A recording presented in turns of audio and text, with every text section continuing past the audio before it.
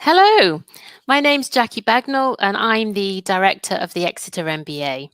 We'd like to extend a very warm welcome to The Leading Edge, a speaker series brought to you by the Exeter MBA at the University of Exeter Business School.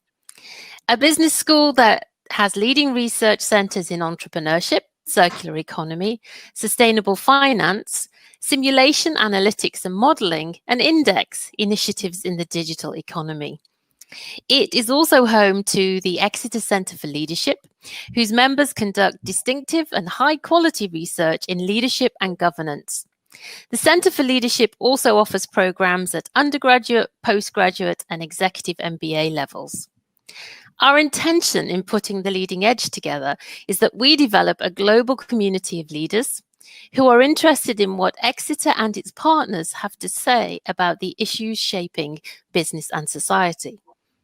We also seek to serve our regional economy by sharing with local leaders the global thinkers who offer fresh perspectives and leading ideas to contemporary challenges. I'm delighted to introduce you to Kira Eastle, a professor of practice here at the Centre for Leadership, who has designed and curated the Leading Edge series. Kira, over to you. Welcome everyone to the third in our series of Leading Edge talks brought to you by the Exeter MBA, and we're delighted that you can join us this afternoon for New York on New Power with Henry Timms. As Jackie says, my name is Kira Eastle and I'm a professor of practice here at the University of Exeter Business School, and I'm really honoured to have been asked to curate this Leading Edge series. Now, we want this series to be a space where leaders have the chance to engage with the ideas at the forefront of positive change in business and society, and we've carefully chosen speakers with something provocative and challenging to offer so that all of you, MBA students, alumni, academic and professional services staff, and our wider business community can gain new perspectives and inspiration for creating a better future. Through this series, we want to support our network of leaders, all of you, to connect with global thinkers who offer those fresh perspectives on the leadership challenges that we're all facing at this time. And we want you to feel connected with us here at the Exeter MBA and at the Centre for Leadership. So if you have any ideas on how we can support and connect with you, do please let us know. You can pick up our contact details from the chat. Now, just before I introduce our speaker, Henry Timms, just an outline of how the session this afternoon will run and how you can get involved. Please do use the Q&A tab on the right-hand side of your screen to submit your questions to Henry. Jackie and I will be keeping an eye on the Q&A and we'll pose as many questions as we possibly can to Henry in his time with us this afternoon. Do feel free to tweet. Our hashtag is #TheLeadingEdge. And we're recording the session and we'll make sure that you get the recording in the next day or two so you can share it with interested friends and colleagues. So, on to our main event. I'm really delighted to welcome Henry Timms to our Leading Edge series. Henry is the co-author of the internationally best-selling book New Power, described by David Brooks in the New York Times as the best window I've seen into this new world. New Power was shortlisted for the Financial Times McKinsey Business Book of the Year in 2018, and I can say it's a terrific read.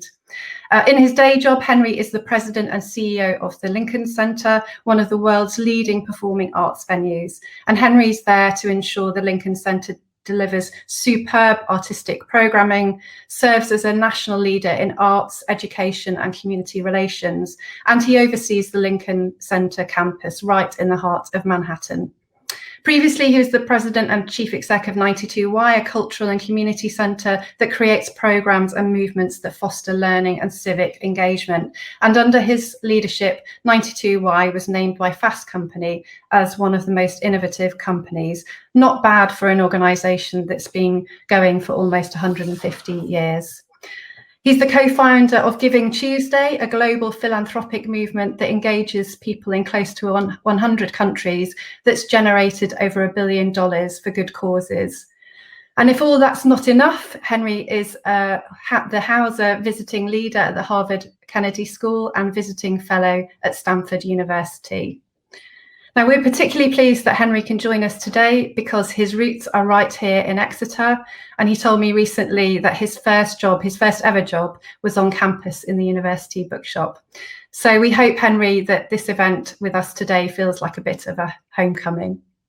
Henry joins us from New York, and we'll spend the next 30 to 40 minutes talking about what's on his mind right now as a leader. And he'll no doubt share how the Lincoln Centre's been weathering the pandemic, a time when people have really wanted and needed to access art, culture, creativity, and that crucial connection that brings us all together, but having to find new ways to do that.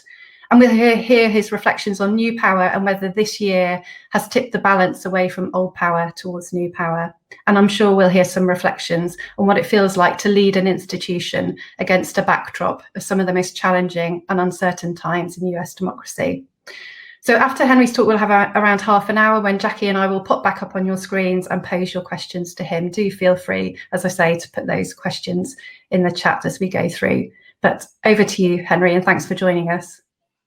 Thank you so much. I'm so thrilled to be with everyone today, to be part of this community. The university has played a constant part in my life. I remember as a kid playing tennis on the university tennis courts and persuading people I was actually a member of the university, so they let me use the courts. I studied a lot. I remember I did a lot of my early study at college and at university in the university libraries and research there. I remember the Lemon Tree nightclub, which I hope is still there, to which I had some very memorable nights that we shouldn't go into now. And of course, now the research at the university has helped me enormously as I've learned and studied over recent years. So this really is a lovely homecoming. My parents still live in Exeter, so it's really nice. This work, particularly in New York, particularly right now, I think we all feel further away from each other. So I can't tell you how much it means to me to be engaging with the University of Exeter community. And I'm going to talk today a bit about the theory of some of the work we've done, my colleague Jeremy Hymans and I, around new power. And I thought I'd also talk to you a bit about how this work works in practice. So we'll start with the theory and then we'll shift into practice. And I want to start maybe by sharing some stories of our time, which start us thinking around what's really changing in a leadership perspective. So let's start with the story of Harvey Weinstein. Think for a second about how he was powerful, how he used his power. So he could stop and start movies. He could stop and start careers. He had this power over Hollywood for decades. There was this survey done that showed that in the last 30 years, that the only person who had been thanked as many times from the stages of the Oscars was God. Right? Think of that kind of power and think how different it is to the power of the Me Too movement, which brought him and many men like him down. So the Me Too movement was founded by Tarana Burke, the activist. But the way the Me Too movement became powerful wasn't the power of one single individual who could control things, but the power of a collective of women all around the world who came forward to add their voice and strengthen the overarching message. So when Me Too gets to Brazil, it becomes story of your first assault. When it gets to France, it transforms again. Very recently, the movement has been very impactful in the Bollywood community. And it's a different kind of power. It's not power in the case of Harvey Weinstein as a currency. It's zero sum. He's got it, you haven't. It's the power of a current. It's something that flows and surges that you can never truly hold on to. But if you can shape it, you can get to the outcomes you're looking for in the world. Let's take a business example. Given we're an MBA community, think for a moment about the power of an organization like Airbnb. There was some legislation in California recently where Airbnb didn't like the look of this legislation because it was going to curtail the way that they could do business. And so they did what any one of us would do if we were working at Airbnb. They called their lobbyists, and the lobbyists called the appropriate lawmakers. But they did something else too. They mobilized their community. They in total got 250,000 doors knocked on by members of the broader Airbnb community who turned out to support the company's legislative aims. Take a pause on that for a moment. Think about the companies you know best. Think about the companies you may work for. How many people could you mobilize? Interesting question around actually how companies and organizations can build communities around their products. Most of them can't. Story number 3 on our minds today about power in the world is the question looming around vaccines. So if we cast our mind back 12 months, 18 months maybe, the World Health Organization, they laid out the 10 biggest risks that they saw to global health. And 2 of those stand out today. One was the danger of a global pandemic, and 2 was vaccine hesitancy. So the idea that people would be suspicious about taking vaccines. So one way of thinking about the world right now, and I hope this is right, that it is if year 2020 was the year of the virus, year 2021 will be the year of the vaccine. And the great irony may be that the greatest challenge appeared to be, could we make a vaccine, right? But it actually seems like that may be achieved. So the really challenging question coming is, will people actually take it, right? Will we actually be able to persuade people to take this vaccine in a meaningful way? And just to set a context of how that power is working differently, think already previous to the coronavirus, think how successful the anti-vaccine campaign has become, right? I'm in New York right now. We have measles has come back to New York. And one of the reasons for that is the anti-vaccine community has proved so effective and uses its power very differently than the medical community. So the argument of the medical community, which I worry will be the argument for the next 12 months, is we have all of the science, we have all of the research, we have 6 degrees, and this is peer reviewed, and why will you people not listen?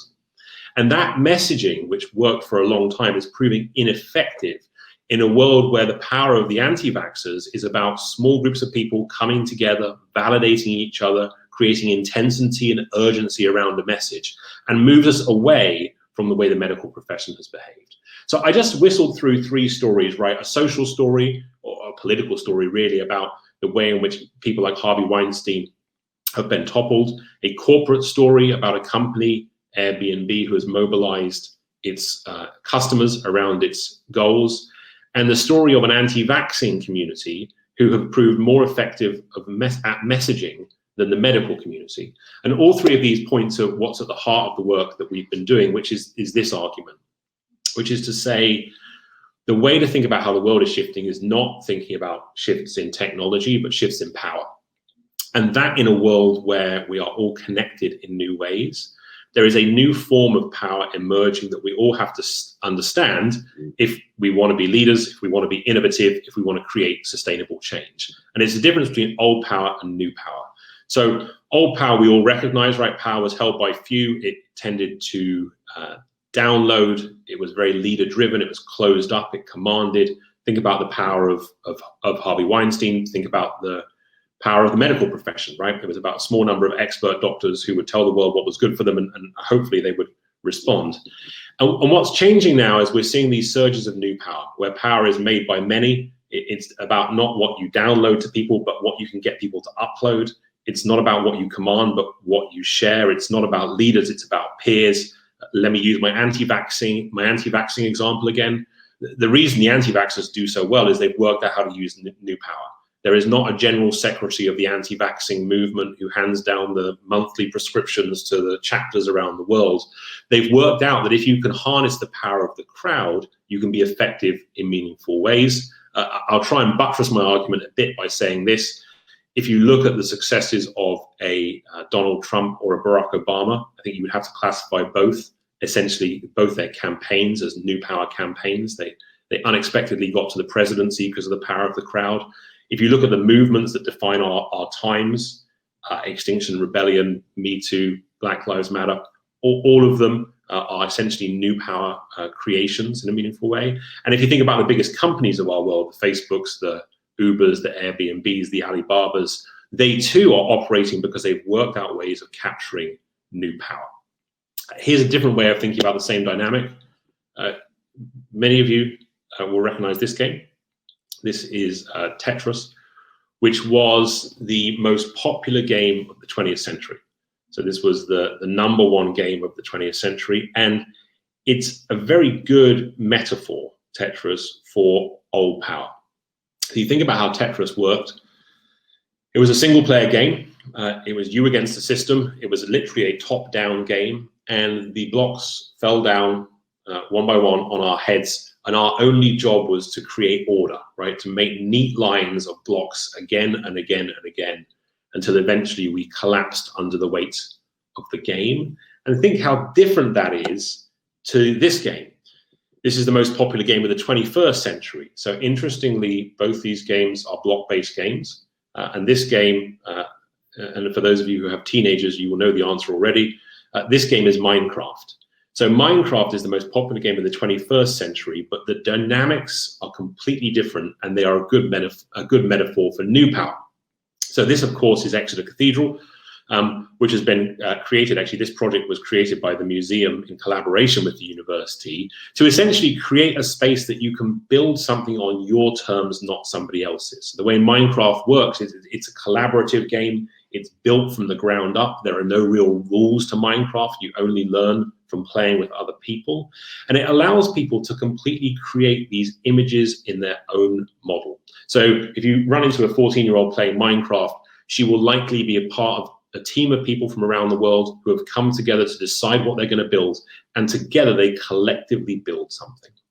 And so what's happening with all this is we're seeing people come into the world with very different expectations about how the world should behave, right? So people who grew up in a Tetris world tend to have narrower views of participation than those who have grown up with the kind of Minecraft mindset, with this kind of thirst for participation which surrounds every part of their world. And to underscore this point, let me take you back to my childhood, right? So my teenage years, which were 30 years ago in Exeter.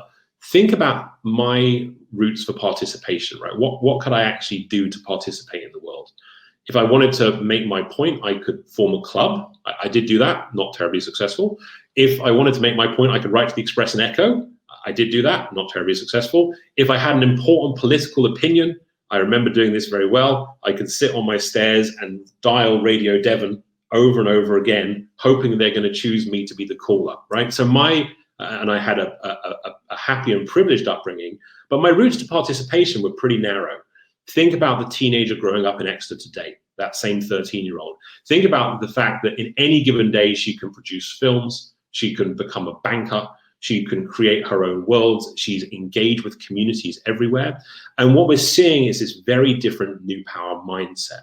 So in the old power world, we cared about things like confidentiality and competition and expertise and long-term affiliation, right? Think about, I use the cathedral as an example. Think about the way that the church has worked, right? For centuries, it's about people being invested for the long term. We have pretty small roles to play. We sing our hymns, we sit in our pews, we do the calls and the responses, but it's about a limited role in a larger institution, which tends to be fairly rhythmic over time. And it's very different from the new power mindset. So people who are expecting to participate think the world should behave differently. So they're tending to believe in things like crowd wisdom much more. They are tending to favor transparency, right? Many of the businesses you think about as part of this community now have lots of pressure internally around their policies, their procedures, how much people are getting paid. There's this expectation around openness that simply wasn't there 5, 10, 15 years ago. And there's this real sense of a maker culture, this idea that actually people don't expect to play small roles, but have outside roles, not always to positive outcomes, but to have outside roles in how they shift change. So with those two dynamics, if you think about kind of an old power mindset and a new power mindset, we first did this work for Harvard Business Review. And if you ever want to get published in Harvard Business Review, you are legally bound to create some kind of 2x2 matrix, which of course we did, to try and plot the world from an old and a new power perspective. And I think this is especially helpful in terms of thinking about the business community and where businesses are in terms of their work and where they should be going next. So what we're tracking here is on the vertical axis, we're looking at your model, right? Do you have an old power model like Tetris, where essentially you have a product, you drop it down, people consume it? Or do you have a new power model, more of that Minecraft model, where you're opening up for participation, where you're allowing peer collaboration? And then on the horizontal axis, do you have old power values, expertise, confidentiality? Or do you have new power values, transparency, the wisdom of the crowd? So let me just track through these 4 quadrants. Let's start in the castles quadrant. So this is where old power meets old power. Good example, of course, the Nobel Prize, right? Small group of experts behind closed doors, decide who the world's greatest scientists are, hand out prizes. Old power as it gets. But think too about a company like Apple. So Apple, of course, is one of the most successful companies in the world, and obviously a new technology company. But they're also a very old power company. So Apple is famously not very collaborative. They're very famously very closed up, right? The geniuses in Cupertino in their secret labs decide that we no longer need headphone jacks. Even the consumer experience of Apple is one which is actually a very old power idea, right? You go into the Apple store and the Apple logo is where the crucifix once was, and we look up and we wait in long lines to be handed down the next tablet. So the company like Apple shows us something important, which is that you can be very successful with an old power model. Where we see most companies right now is actually shifting into what we call the cheerleaders quadrant. And the cheerleaders quadrant is where you have essentially an old power model, but you have increasing new power values. So let's pick on Patagonia. So Patagonia, or in fact, let's look at the Guardian. I think the Guardian's more interesting, especially given the hometown pride I'm sure we all have in the Guardian. So the Guardian as was founded to help repeal the Corn Laws. And their model is still very much an old power model in the sense they have journalists who create newspapers and articles. But what's increasingly interesting is how they're building participation around that model. So if you read an article in The Guardian now about climate change, halfway through, you'll be queued up to sign a petition, right? Right now in the US, The Guardian has created an open source database created by their readers of police brutality across the US. And even the way The Guardian is framing their proposition to readers now isn't that you're just buying a newspaper, but you're part of a movement around truth and fact and reason, which surrounds The Guardian. And that's having a real economic impact. So for the first time now, the Guardian is making more money from their readers and members than they are from their advertisers, because they've managed to surround their product with this sense of community and civic engagement. Top right, sorry, one last thing on cheerleaders. There's dangerous right now because we're seeing so many companies in particular who are very good at sending new power signals, but actually aren't changing in meaningful ways. So we're seeing lots of organizations who are using the language of activism, but actually not changing in a meaningful way. And I think that will prove very expensive in years to come.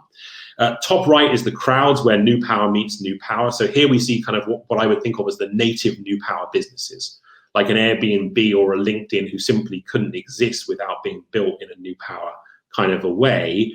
But in the case, let's use Airbnb. In the case of Airbnb, what they're desperately trying to do is make sure that their new power model aligns with new power values.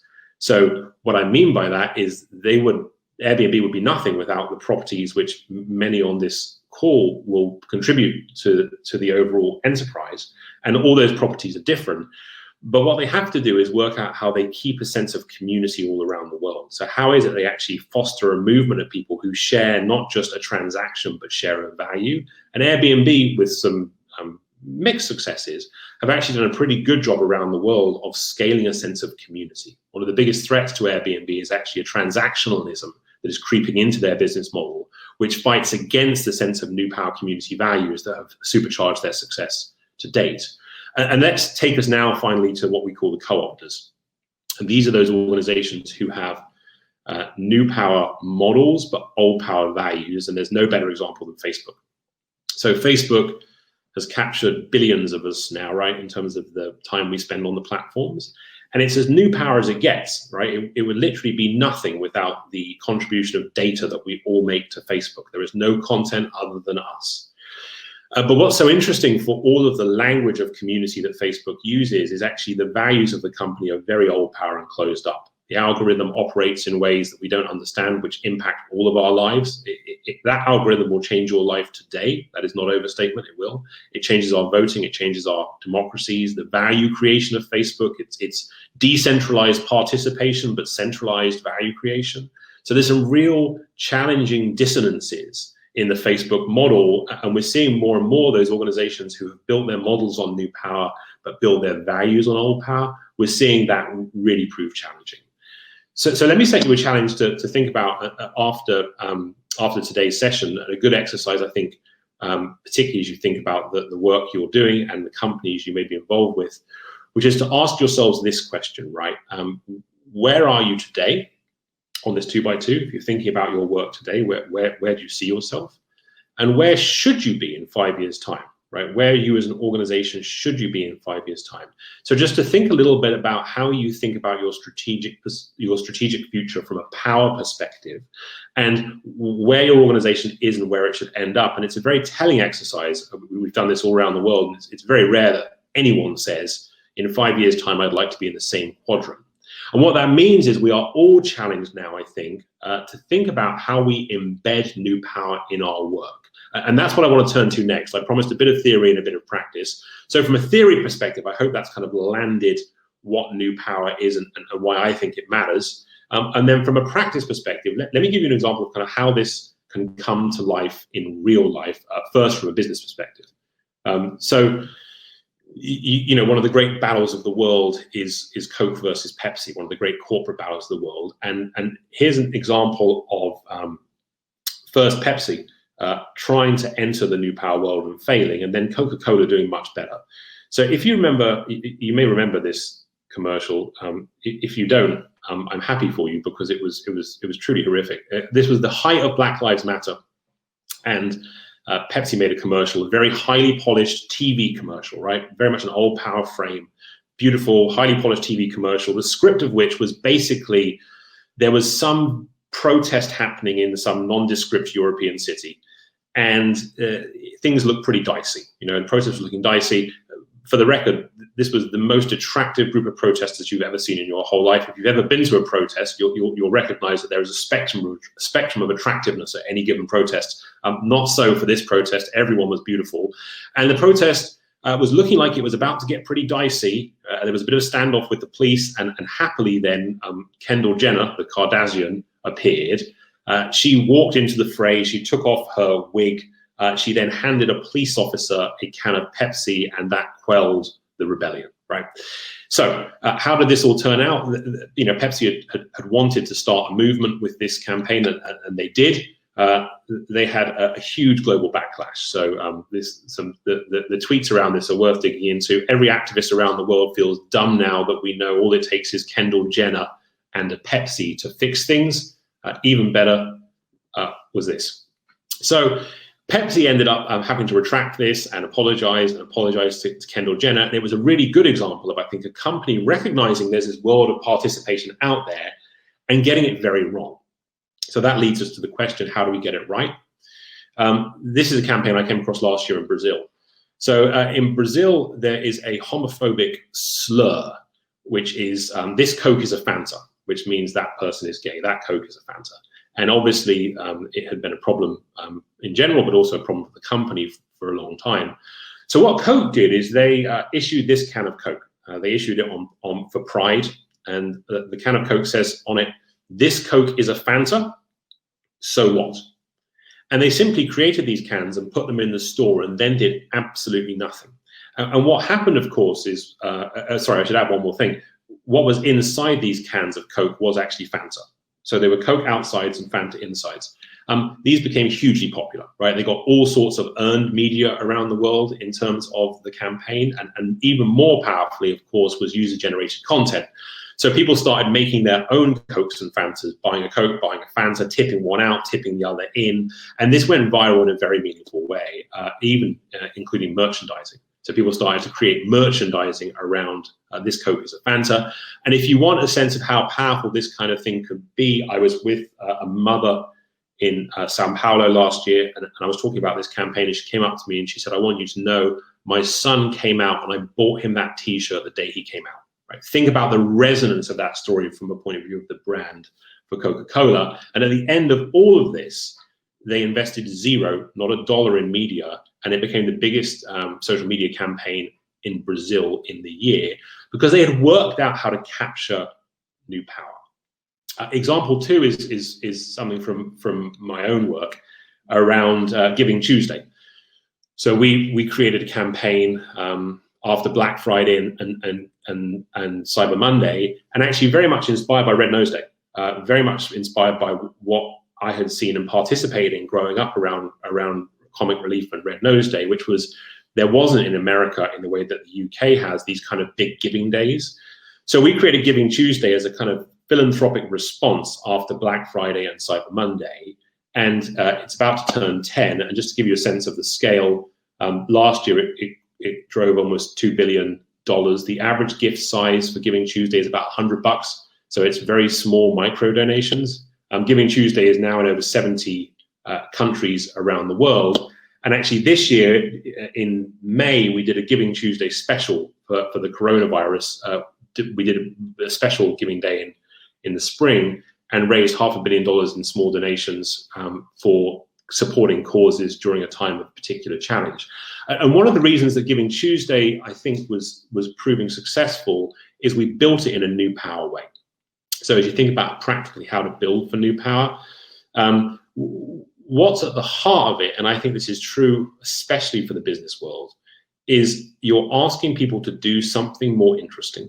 So in the old power world, we really asked people to not do much more than comply and consume, right? You played your part, you made your vote, you took your medicine, you bought your product. We offered people limited routes for participation, but for any organization or leader looking to engage at scale, we need to offer new routes for participation. So let me just walk you through some examples from Giving Tuesday which show that at work. So this is a piece of work we did called the participation scale, which is essentially higher levels of participation, which you can use if you're trying to build new power. And so let's start at sharing, right? The value of sharing is a very meaningful one. So Giving Tuesday has succeeded around the world, not because of lots of celebrities taking part, but because of people like this lady here who says, I may not be famous, I don't have $1 million, but I can help change lives on Giving Tuesday. She and millions of people like her saw herself as part of the team in terms of spreading the message about why Giving Tuesday mattered. And what we all know, of course, now is that the most effective ambassadors are no longer old power ambassadors, right? The superstar who says you should take a product, but indeed our own networks, right? All of you on this call right now have enormous power over your networks in terms of influence. So as we think about how power shifts, one of the ways we always think about it is how it moves sideways, right? How do we infect our own networks with our own message? Also with Giving Tuesday, we thought a lot about affiliation. One of the most important signs today is how we affiliate ourselves publicly.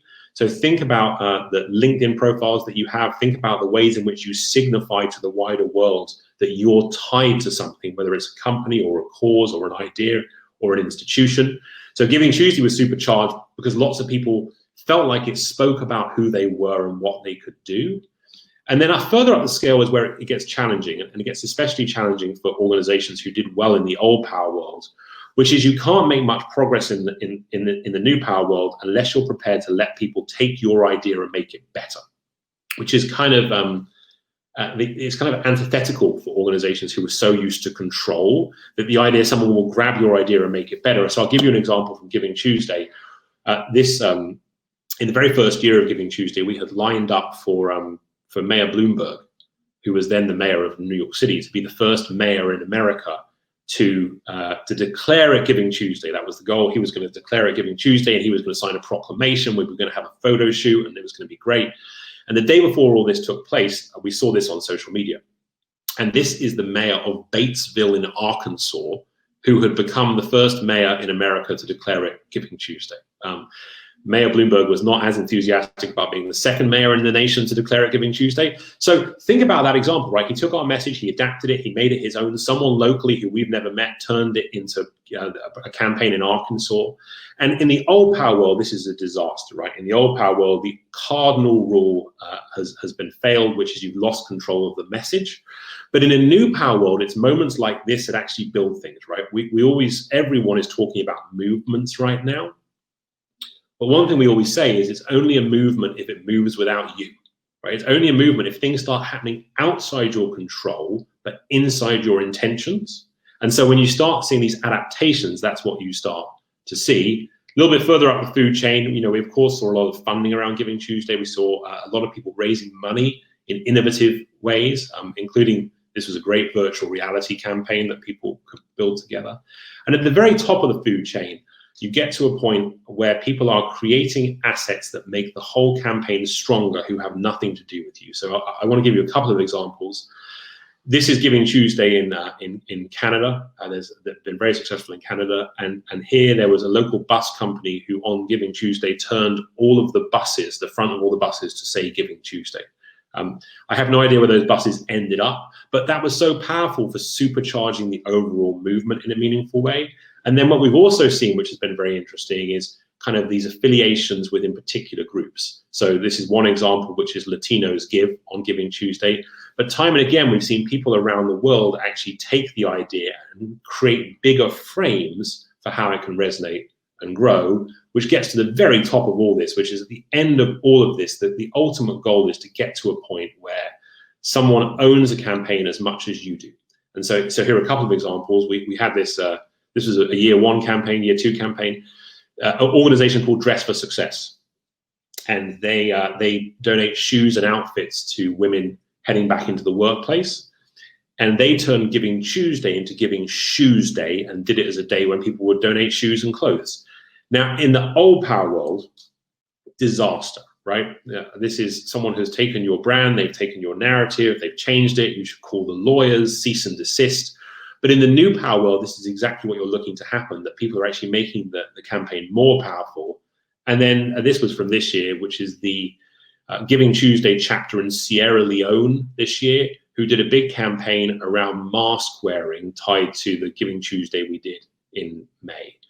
Pretty extraordinary, I think, to think about the idea that a brand that started in New York City went around the world and then ended up being part of a major public engagement initiative in Sierra Leone this year around mask wearing, which I think kind of shows the power of where you can get to if you're prepared to give up some of the traditional old power things.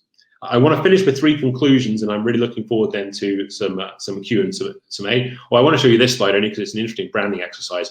These are, when we launched Giving Tuesday, it started to catch on around the world, and people said, hey, I want to run Giving Tuesday in Switzerland, or I want to run it in Sierra Leone or Paraguay or wherever. And we said, great, sounds terrific, off you go. And what was so interesting is we never had any brand guidelines, right? We never said to people, you must do this, you must do that. We just said, it's Giving Tuesday, right? Create something that's meaningful.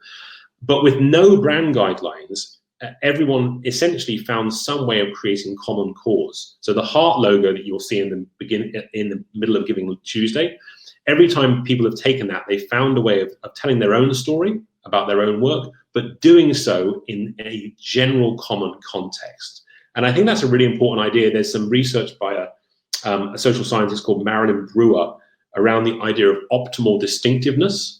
And her thesis is that the way to get the best out of groups is when you're optimally distinctive, which means you're just the same amount of the same, you feel part of something, and you're just the same amount of different, you feel like you stand out. And that idea of optimal distinctiveness, which is you're part of something and you stand out from something, is, I think, a key idea for the new power world. All right, so three big implications. What does this mean for us all? And then I'm really looking forward to some questions. Number one, the most effective actors blend old and new power. So one of the things that people get nervous about when we talk about new power is somehow we're arguing that old power is pointless and new power is terrific. Far from it. In fact, if you go back to my argument around vaccines, it couldn't be more important now that experts reclaim the territory they had lost. That the academy in particular, which has lost, the academy which, defends truth and science and reason and this set of enlightenment values, which has actually fallen behind in the public debate right now, finds ways to use new power to strengthen their old power core. So I think that's a really important argument. And any organization, if you think about a strategic direction, it's the right answer is, how are you good at old power and how are you good at new power and how are you able to do both? Right. Two examples here, the NRA in the US has been very successful in terms of their campaigns because they're good at old power. They can scare lawmakers, but they're also great at new power. They have this amazing grassroots movement around America. Or an organization like TED. If you think about the great success of TED is they have an old power model and a new power model, and they reinforce each other. So if you want to go to TED itself, it's tens of thousands of dollars. You have to apply for the privilege of being invited. It's very tough to get to the conference itself. Yet alongside the old power exclusivity, they have this new power network of people all around the world who can create their own mini TEDs. And the old power and the new power feed each other. Conclusion number two, I think especially true for business, intensity is now greater than favorability. Now, what do I mean by that? I mean that for a long time, in both a corporate context and a political context, we all focused on favorability. We want as many people as possible to buy our shoes. We want as many people as possible to like us and get behind the things we care about. And so that doesn't work as well in a world that the people who are getting on top are actually much better at building more intensity at the cost of some favorability. They have fewer people who believe in what they believe, but that smaller group believes much more deeply. So let me give you some examples of that. Think about the Brexit campaign, right? So the favorability of Brexit was very much about Remain, right? That was the favorability, that's what the poll says. But the intensity of the Leave campaign was so much more significant. True too of Hillary Trump, right? So Hillary's favorables were always higher than Trump's, but Trump had this intensity behind his campaign. And true to even a corporate environment now, to think about, let's choose Nike as an example. Nike, with the campaign they've done around racial justice and Colin Kaepernick, they traded off some favorability, right? Some people burn Nike shoes saying, I object to this. But they knew that the intensity they would gain from trading off favorability was more important. So that is a really important challenge, I think, for businesses. And then finally, and I think most importantly is this, which is the future essentially is a battle for mobilization, right? And the question for all of us, and I think it's especially true for this MBA, as you think about, the trio of goals of this work, which is innovation and leadership and sustainability, all of those things will actually ladder up to mobilization, right? Whoever mobilizes best is going to win. So the question is going to be, will that be the climate scientists or will it be the climate deniers, right? Will it be the anti-vaxxers or will it be the medical professionals? Will it be the voices of empiricism and reason and nuance? Or will it be on the crazies on the internet who can so easily propel their truths around the world in such damaging ways? These are the stakes of new power. And I think one of the reasons I'm so pleased to talk to a group like this one today is you're at the heart of thinking differently about the future of leadership and how we can get to a point where the ultimate goal of all this new power is it makes many, many more people more powerful. I'm very grateful to be with you today. I want to shift now to Q&R. Now, you might not know what Q&R is, but I learned this from some Methodists. One of the nice things about doing this work is you get to meet some people you wouldn't expect. And I was addressing a group of 100 Methodist ministers, and they said at the end of the talk, we're going to stop now for Q&R. And I said, what's Q&R? And they said, well, we're Methodists, so we're very humble. So we never assume we know the answers. So we only ever have questions and responses. So I thought that was lovely. So this is now time for some questions and responses. Thank you, Henry. That was really great. So inspiring, so wide-ranging. We're going to have some Q&R for me just to reflect a second. The thing that really resonated was the questions we've been asking about an MBA alumni. You know, it's international, it's around the world. And we had for years talked about it as an MBA network. And we've just started to say, well, how do we turn a network into a community? And then how does that community stay connected and we support them to achieve the things they want to do? So I hope that was really great for some of the thinking that's happening here right now at Exeter. So thank you. I'm going to kick us off with a question, if I might. So if new power is made by many, what do you see as the role of the leader of the organization? What is theirs to do? I think there's a very different frame of leadership, which is being successful now. The new power leadership and old power leadership are very different. So let's take Black Lives Matter just as an example, right? So we think about the leadership. Traditionally, the kind of the civil rights leadership model was a very old power leader, right? The charismatic, dynamic preacher whose personal agency transforms the world, right? So Martin Luther King, of course, would be the perfect example of that.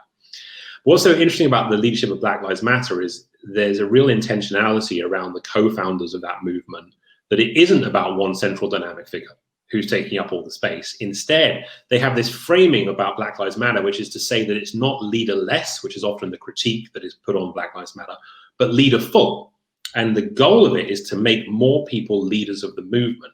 And so what's so interesting about Black Lives Matter as a new power phenomenon, and just as something so inspiring in the world, is that they've created a frame which allows so many people to feel like they are leaders of that campaign, not falling in behind one charismatic individual, but actually part of a much broader charismatic movement. So if you think about that as a template, then from a leadership perspective, if you're one of those leaders who takes up all the space, makes it all about you, makes you the star of the show, then you're actually not going to prove particularly effective at kind of supercharging the networks around you in a meaningful way. So even your MBA network you just talked about, the leader who's going to activate that network is not going to be someone who gives masterclasses all the time to the network so they can listen and observe, but the person who is able to supercharge their agency around a common cause. So the three things we've seen with leadership, we've thought about kind of what are the key lessons for leadership. There are three things leaders can do in the new power world which tend to work. Number one is signaling, right? What is the signals you are sending as a leader about participation? So how are you demonstrating to the world that you want people to engage in meaningful ways? Number two is structures. It's number one, signal. Number two, structures. How are you changing structures to allow more meaningful participation? Right? What is it you're doing that actually creates a route for participation which is meaningful to people? So your MBA network is a great question, right? What would be the structural changes you could make that would allow them to be more meaningfully connected on an ongoing basis? And then number three, which is how do you then as a leader shape a culture, right? How do you as a leader actually be a protector of a group of people who are working together on common cause and share some common culture? And that becomes the third part of it. And I'll give you a practical example from this morning. There was a call this morning of I think 150 global leaders from around the world for Giving Tuesday, all on WhatsApp, all getting prepared for Giving Tuesday this year, which I was just watching. I wasn't participating, I was watching it go. But what was so interesting about that campaign is the signal was, there's no one here who's a superstar. Everyone's part of the same movement. Everyone has a role to play. Everyone has something to do. The structure was different. It was WhatsApp. It was in real time. It was tied to things. And there's a sense of shared culture that they've built up. I haven't been involved in a leadership way in Giving Tuesday for a long time. What they've done so well is they've created this shared culture that wherever you go around the world, you feel like you're still part of a Giving Tuesday community. And I think that's the great skill. And I would not overstress this point, but we have typically found that women are better at this than men. On the whole, the overlap between the kind of the meta-analysis of female leadership strengths tends to fit more neatly with new power than men. Thank you. That's really, really great. I'm going to go to questions that have been coming in thick and fast. And I'm going to start with Jose, who asks, of your quadrant, which ones do you think are more at risk of appearing unauthentic? Cheerleaders or co-opters? I think that's where the risk is, right? I think there's a risk in companies who just appropriate the language of the crowd and do nothing about it. I was served up an ad the other day on Facebook, and it said, join the movement. And I was thinking, oh, great, well, I wonder what this movement is about. And at the bottom, it said, buy chinos, $29. And like, there is no global movement to save the chino. This is not something which is happening right now. They are not under threat in any meaningful way. They just worked out that you could sell something if people felt more meaningfully engaged in it. So I think there's a real danger for people who over-claim in that space. So I think the cheerleaders are danger, especially now and we see this in the corporate world all the time, when organizations and employees are getting very good at putting pressure on organizations from within, right? It's telling that Google and Facebook have had these very powerful movements turn against them from an internal perspective. So if there's a misalignment there, I think it's a danger. And for co-opters, I think it's the same danger, but in reverse, which is that I think people are getting so good at mobilizing now. All of us are getting much better at mobilizing, that these companies who have been built on mobilization will see that very mobilization turn against it. And it's telling right now that Facebook itself has all sorts of problems, not just externally, but internally. The high percentage of people who don't think Facebook is doing good things for the world, that is a huge problem for them going forward, right? Because they're not going to be able to retain the best talent or get the best people. And I think there's the day in which, and this is a prediction, not a fact, but the day in which a fairer Facebook comes into view, I think the defection will be very real. Interesting. Thank you. Kira. Henry, so Ruth has asked a question. She said, appreciate this talk is focused on business, but she's interested in the challenge this poses for public sector institutions who can often be very risk averse. Have you seen any examples of places or organizations doing this well? Yes, many actually, and I'll give you one from the UK, which I think is particularly meaningful. There's a group inside the NHS, which I encourage you to take a look at, called the School of Healthcare Radicals. And essentially, it's an internal R&D innovation group inside the NHS who are trying to work out how to do new powery things to change the system. And so I'll give you just one practical example of something they've done from a public health perspective, which I thought was fascinating. They created this guide for essentially how to be a constructive disruptor inside systems, which they then open sourced around the world as a guide for how you think about shifting institutions. And so they have now tens of thousands of people all around the world who are not part of the NHS, who are part of their world, who are thinking about how you transform institutions in meaningful ways. And the work that they've done in the health sector has now also influenced policing in the UK as well, because the same kind of thinking they did, which came out of the NHS, actually transplanted quite neatly into the policing world. So I think we're seeing more and more of those public institutions starting to shift in meaningful ways. It's a harder challenge often in public institutions because old power is more endemic, right? It's harder to actually shift those systems in a meaningful way. But I think there are lots of signs of hope, and I think those kinds of R&D labs can actually be very meaningful. Brilliant, thanks. Question from Pooja. What industries would you say are stuck in old power and why? Lots of them, most of them. I think old power. I think old power did very well for a long time for a lot of good reasons. I wouldn't be critical about that, right? I think if you're, what's a good example? If you're, let's say you're in marketing, right? And you have been buying media for decades, and you work for a fancy firm, and you have these contacts, and you're really good at buying adverts in newspapers and magazines, and that's your great strength, and you know how to do it, and you know how to negotiate, and you know what's going to hit and what's not going to hit. And then suddenly people come along and say, that's not useful anymore. Actually, it's not as useful as in the same way it is. I need you to work out how to mobilize people around on TikTok around my brand, right? That is a really big psychological shift for an individual to make, to go from one case to the other. And so I have a great deal of sympathy of people and organizations who did so well in the old power world, who are suddenly being asked to do something very different, because it's typically such a long way out of their sweet spot. There's a good case study by an academic at NYU called Hila Lifshif Asaf, and she did a study on open innovation at NASA. So NASA is a fascinating organization, right? Because they are, it's literally rocket scientists, right? So they understand technology just fine. But they did this interesting experiment in open innovation where they were being criticized for not being innovative enough. And so they did an experiment in open innovation where they laid out some of their biggest challenges and invited citizen scientists to answer the problems for them. And they were overwhelmed by how good the responses were, right? So they actually were really surprised by how many good responses they got and how quickly. And they solved this one problem in heliophysics, which is like this huge breakthrough in science by someone who wasn't on the NASA payroll. So NASA then got very excited about, okay, well, what are we going to do to welcome in the crowd, and how are we going to engage? And it led to such a big schism inside NASA, because two groups of people emerged. Group one was a group of people who were like completely, and they resisted new power with every bone in their body. They didn't want people coming on board. They didn't want to have people in the organization. And if you think about it, and you've studied science for 40 years, and you've got 3 degrees, and you've had 150 papers peer reviewed, and then a guy in a shed is saying, you know what, I've got a better answer. That's a bitter pill to swallow, right? So especially in the scientific mold, when you're living in a tradition of, genius man whose great breakthrough transforms the world, right? So I do think we should be sympathetic towards that. But the people in that NASA study, which is worth looking at for those who are interested, because it's just a fascinating piece of work. Interestingly, the group of people who resisted it on one level, and then there was a group of people who embraced it. And these are people who actually transformed their organizational boundaries. That's the term she uses. They were prepared to actually change the way in which they worked. So they would change their departments, they would change their systems, they would change their titles. So they were actually prepared to adapt as leaders to embrace new power in an interesting way. So I think that's the way to think about this. She had a lovely phrase. There was an argument the scientists were all having about this, about should we allow open innovation or not?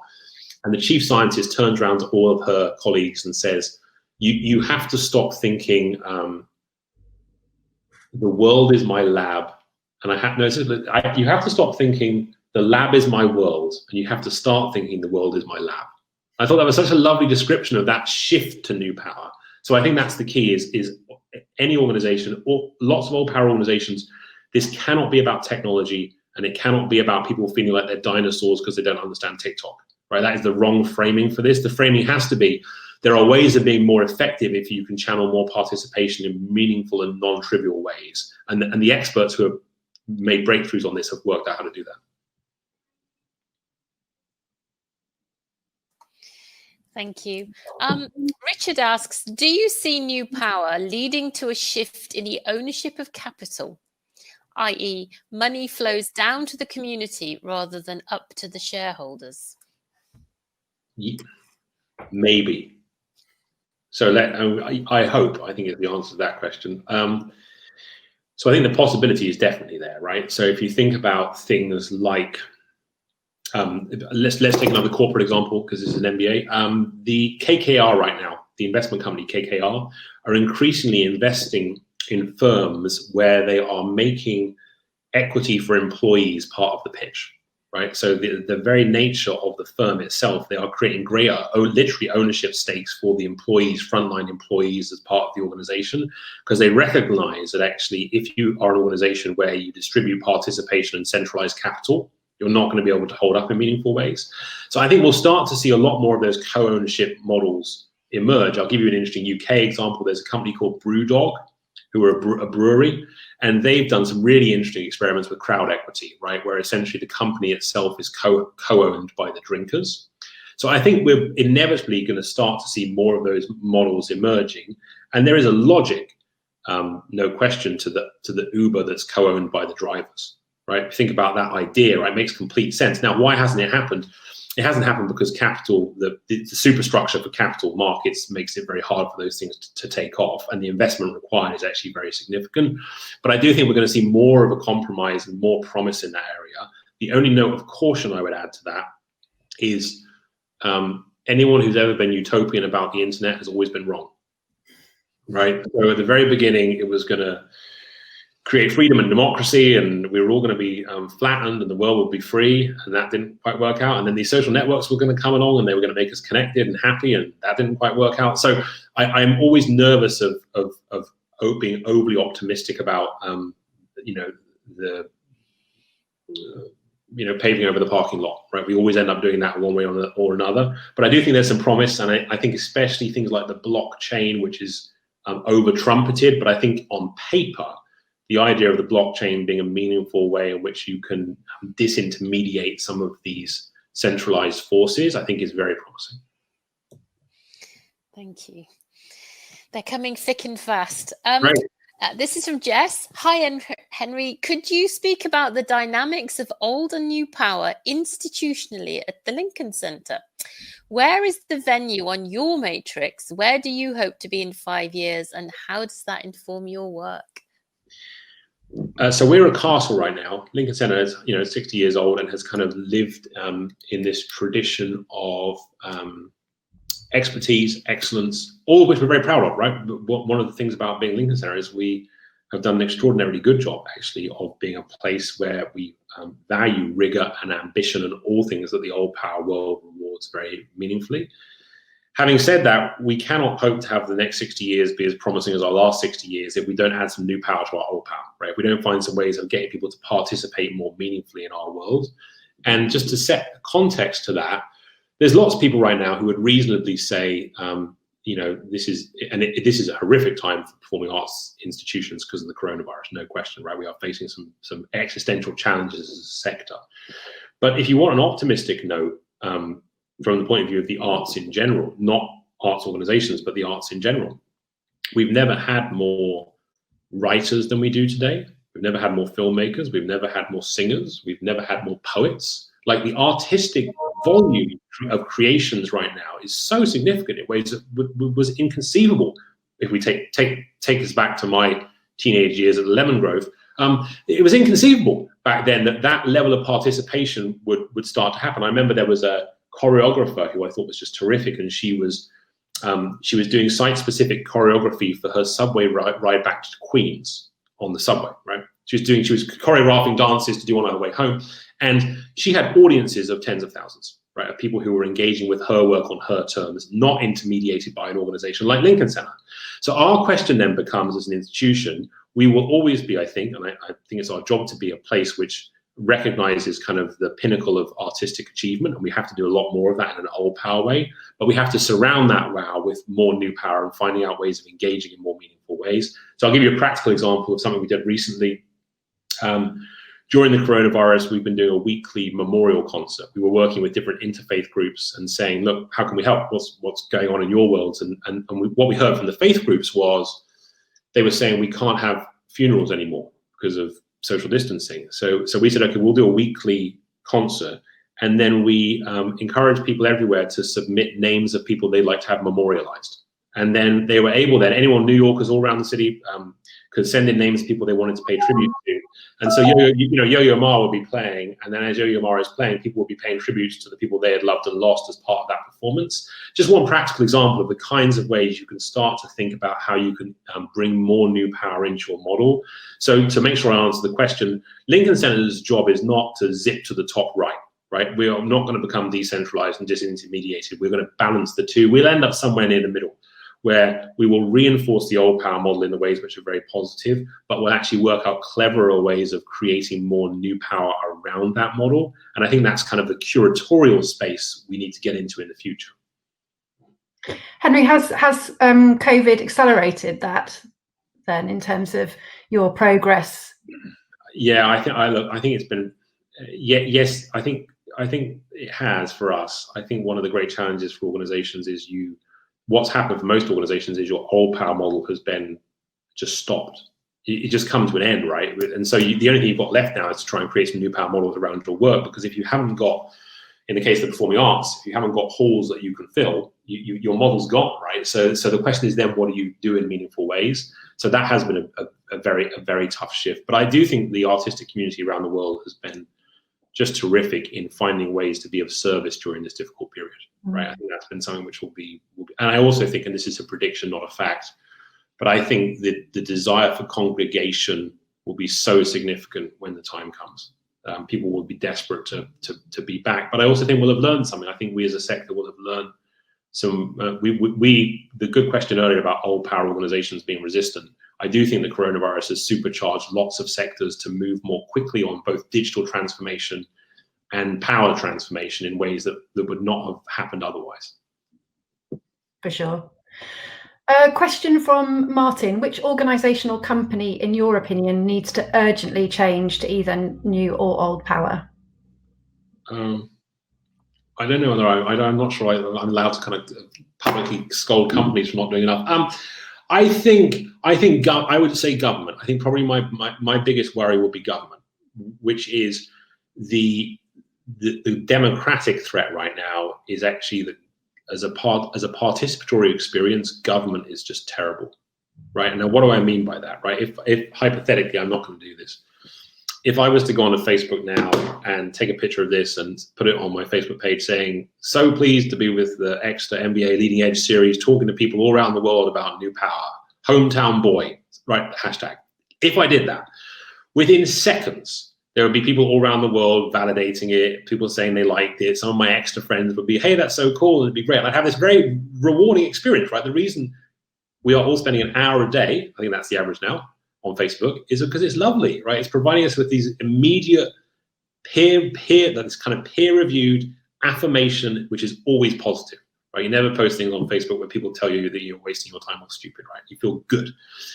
And think how different that is than our typical experience of government, right? The government is complicated. It's lots of forms. You don't really understand why it works. It often seems corrupt. In this country, in the States, voter suppression is a very real thing. And even when voter suppression isn't a real thing, it's just very complicated. People are waiting for hours just to sign up to vote. And that's before you get into getting a pothole fixed or working out why NHS waiting lists are so long, or if you take a case of the UK right now, working out what on earth the government's trying to do about COVID, right?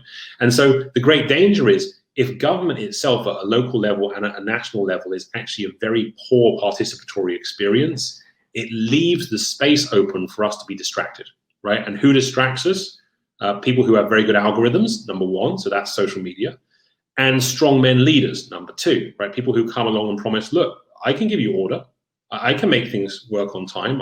This is crazy. Why is all this happening? Like, we can do much better than this. I can give you more control in a world of chaos. And so, of course, the big threat is when those two things combine, right? So when you end up with a strongman leader who has the power of algorithms behind him, we think about that figure as kind of the platform strongman, that individual who is a kind of strongman in the traditional mold, but is supercharged by algorithms and by social media. And you see that around the world right now. So Jair Bolsonaro in Brazil, unexpected, won that election basically on the back of WhatsApp.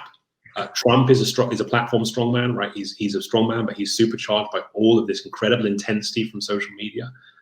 China, in general, if you look at it's the case now that the Chinese party now has members on the governing boards of all of the platforms, right? So the overlap between the state and the platform has become very meaningful in China, and I think that's a big danger coming down the line. So the reason, it's a long answer, but the reason that it's so important that democracy itself becomes a better participatory experience is if it doesn't, it plays into the hands of platforms and strongmen.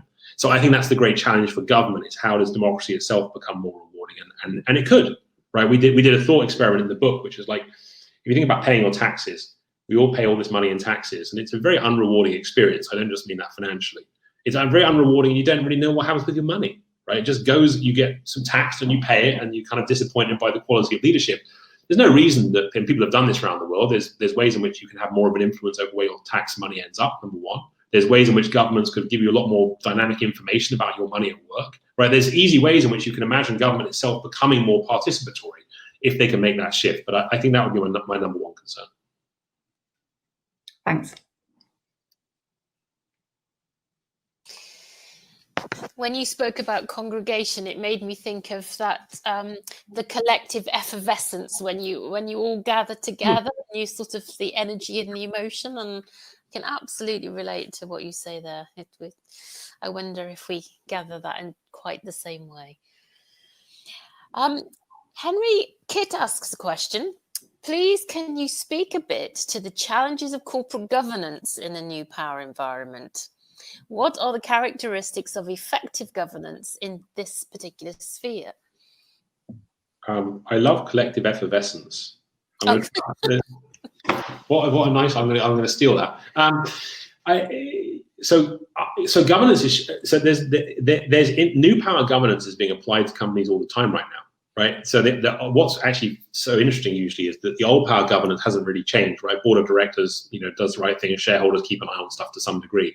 But there's all this informal governance being applied to companies. And if you ask anyone who's working for a big company right now in the C-suite, one of the things that happens to them all the time right now is these governance pressures that come from new power forces.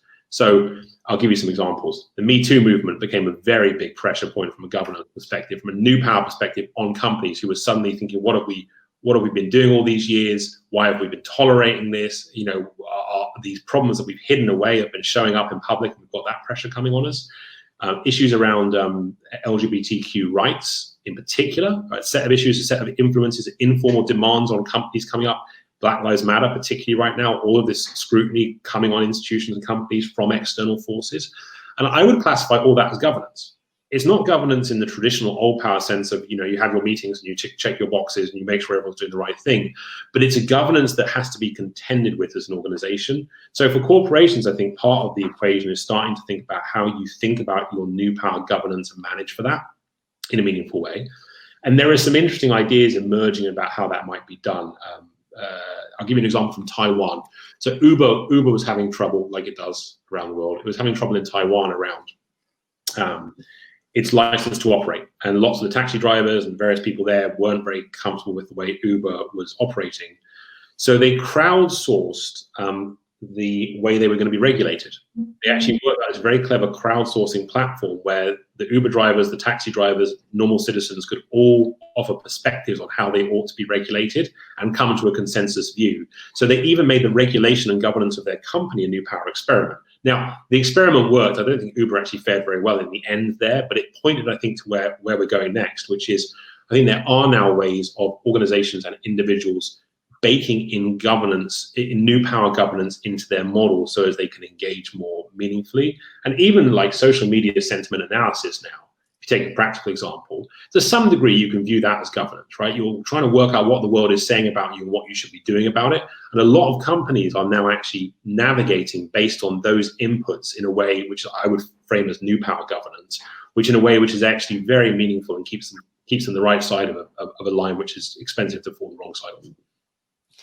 You spoke earlier about the COVID situation and the lockdown situation. That's also made me think that one of the things that the various CEOs we've had the opportunity to chat to is saying what lockdown has brought to the fore is humanity and the shared experience that we've all had at a human level. And that to me sounds a little bit too about what you're talking about that's emerging in these structures. Yeah, I think that's true. I think the caution for, I think CEOs overplay humility and authenticity. I know that's an unpopular thing to say because people like talking about it so much, but actually, often I think those values are very short-lived, and companies actually don't really live up to them over time, right? Every organization, every leader now is working out that they once in a while have to kind of stage a moment of humility where they recognize their common humanity and how tough it is because I've got kids and this, all that, and it's very resonant. It's very resonant, right? Any PR person counseling a CEO right now is saying it's a very important time for you to appear human. People will try to do that in fairly staged ways. I think the big question over time is going to be, how do you structurally change your organizations so they lead to better outcomes over the longer term rather than the short-term signals? So I do think that's the question mark the asterisk I would always put on that particular topic is what's really shifting over time, and how is it that once we get through this period, and we will, how is it that things have fundamentally changed, right? Because I think a lot of people actually have viewed this period as a pause, and they'll be very keen to pick up where they left off after the fact, right? And a lot of the things which have defined this year will fade too quickly. So I do think there's a really interesting question coming around how much there is a shared humanity that exists in the longer term. I know I sound a bit cynical about that, but only because I think we should guard against it, right? I think there's going to be a kind of the framing of our recovery. I do think is a huge opportunity to kind of reset some structural things. And we didn't after 2008, right? Particularly after 2008, the big economic crisis there, actually there was a missed moment from a policy perspective in terms of putting some things in place that actually would have shifted some outcomes in a structural way. So there's a big question coming, particularly I think with the Biden administration in this country, as to are they going to be able to meet that moment? Henry, I'm just going to ask you a couple of questions, and my own questions. I'm going to take a bit of prerogative as the curator of this series, just to ask a couple of quick questions before we round up. Can you just tell us a bit about how you develop yourself as a leader, and what you've been able to do, or what strategies you've used this year in particular, just to keep yourself going? The best thing I've done as a leader is truthfully reading and researching the book, which you wouldn't like. The book there's a great phrase that the millennials will all know called side hustle. You know, side hustle? Side hustle is the thing you do alongside your normal job, right? So you have a job and you're like a barista and then you're a poet on the side, and that's your side hustle. So my side hustle was New Power, right? I've been running institutions for years, and the value of spending time learning about things like the group at the NHS I mentioned, interviewing them, engaging them, working out what they're about, which you would think on the surface has nothing to do with running Lincoln Center, right? But actually has everything to do it, because you're getting these inputs you typically wouldn't get. The book has been such a blessing because it's given me access to all these worlds I wouldn't have been in otherwise, which has helped me learn from people who have been very inspiring. So I think that has been, I don't think I'll ever stop doing that now. I really understand now why when Google has like 20% time, they give everyone 20% just to do something of creative passion. That I just think is such a smart idea, because people have to have that space to explore things that aren't obviously useful, because it actually makes them happier and it gives them a bigger world. So I think that's been helpful. I find that the two things that have been the most helpful to me, one is exercise. I don't know, I've always found if I can keep running, I can keep running. If I stop running, that's the telltale sign that things are going to go wrong. So as long as I get enough exercise, that's always helped. These jobs are, especially in a tough year like this, they're not straightforward. So I think that's always been helpful. And then the obvious one, and it sounds like a cliche because it's true. You have a great team or you don't. And I mean, my team is just, it's all new. We built a new team and they're all new, and it, but they've just been outstandingly good. and that having people with you who you trust, who just deliver at the highest level, there's nothing which makes a bigger difference than that. So you've slightly preempted my next question, which is what's the next side hustle? You know, what are you working on, a new book? What might emerge, you know, next year? Well, there's too many side hustles right now. Actually, it's a bit of a danger, because it's also there's a point to which side hustles are healthy, and there's a point to which you're just spiraling a bit. And I do feel like I've got my eyes. There are a couple of things I really want to do. We're doing some work around vaccination.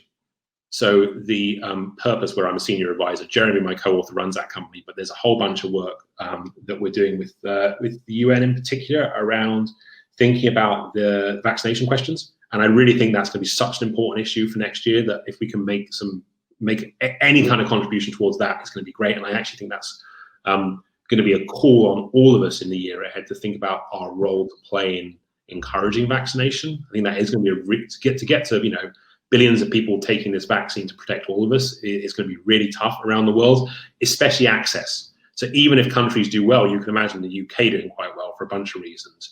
But there'll be lots of places around the world who don't have the access to vaccines till much later. So there's going to be an interesting equity question coming with that. So I think that would be on the list.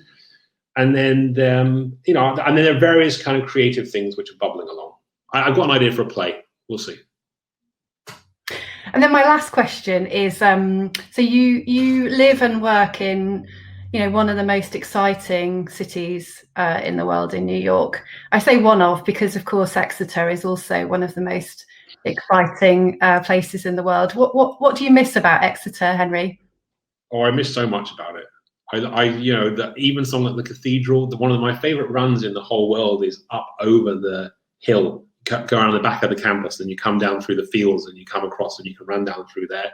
I miss that a lot. I mean, there's something about Exeter is such a beautiful place and such an inspiring environment, right? I think that it was always, when I grew up, it was always big enough to be interesting and small enough to feel like home. You know, it was never overwhelming in the way that New York often is, right? New York's enormously good fun, but it's also kind of crazy, and so I miss all of those things, and I'm looking forward. It's the weirdest thing I think for all of us right now. It's feeling like it's not knowing when you could get back. You know, my parents were in Exeter, and it's a long way from home, especially during just not knowing when it would be reasonable in normal times. You know, I'd be back, you know, once, twice a year.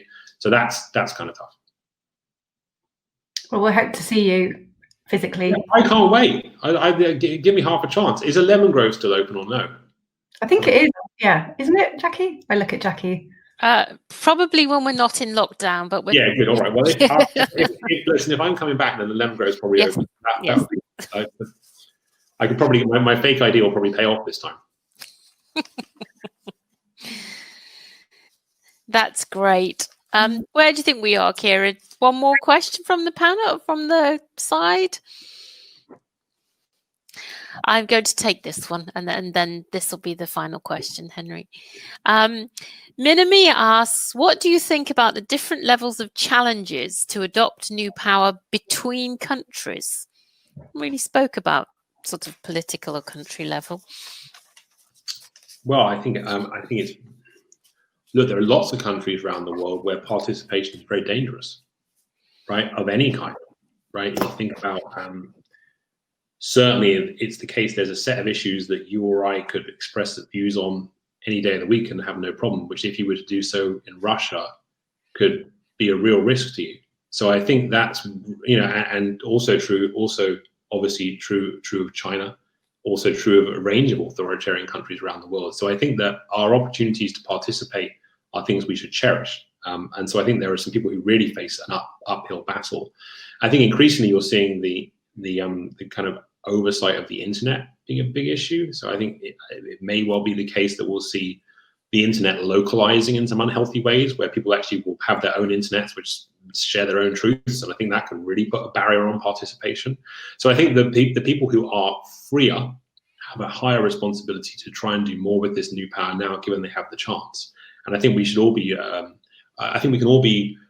we should all feel very optimistic about the capacities we have now to transform systems, but also the urgency of doing so now.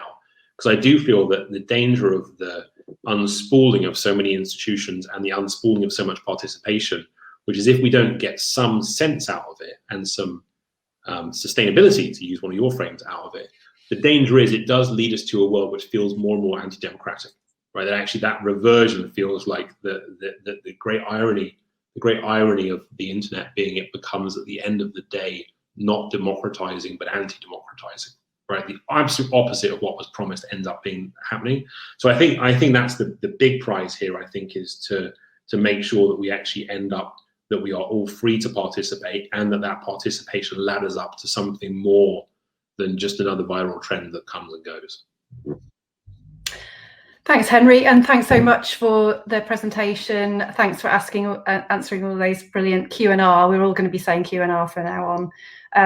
Thanks to everybody for joining us for the Leading Edge series this afternoon. A reminder that you can buy Henry's book, New Power, from Waterstones online, from Blackfield's bookshop on campus, from local independent bookshops like the Crediton Community Bookshop, and of course from your university and public libraries. Our next event for Leading Edge is on the 9th of December. We'll be joined by John Amici, respected organisational psychologist, best-selling New York Times author and sought-after public speaker. You'll hopefully have a link on your screen coming up, and you'll be able to book a space. That's one not to be missed, so do please join us. Jackie and I are putting together plans for Leading Edge for next year, so if you've got thoughts and ideas on speakers you'd like to see next year, do drop us a line. We'd love to hear from you. Yes, absolutely. We want to carry on the conversations. You can find us on both Twitter and LinkedIn. It's at the Exeter MBA.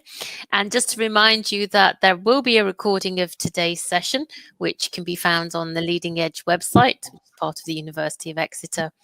And Henry, thank you so much. That was a really great way to spend a Wednesday evening here in Exeter. Thank you. Thank you.